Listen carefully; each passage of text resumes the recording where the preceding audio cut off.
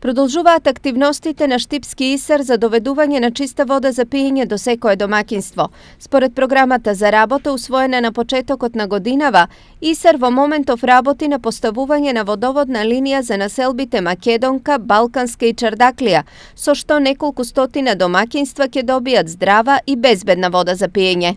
Целиот материјал е во инвестиција на јавното предпријатие Исар, го имаме набавено и за кратко време трите населби ќе бидат уклучени во нашиот водоводен систем.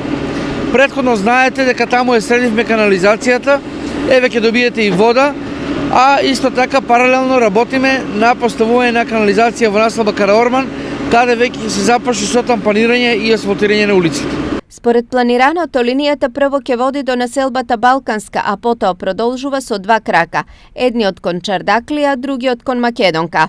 Ќе биде изведена главна водоводна транзитна линија во купна должина од околу 1100 метра, со што ќе се овозможи водоснабдувањето на овој дел од градот, каде ќе бидат обслужени околу 1200 жители.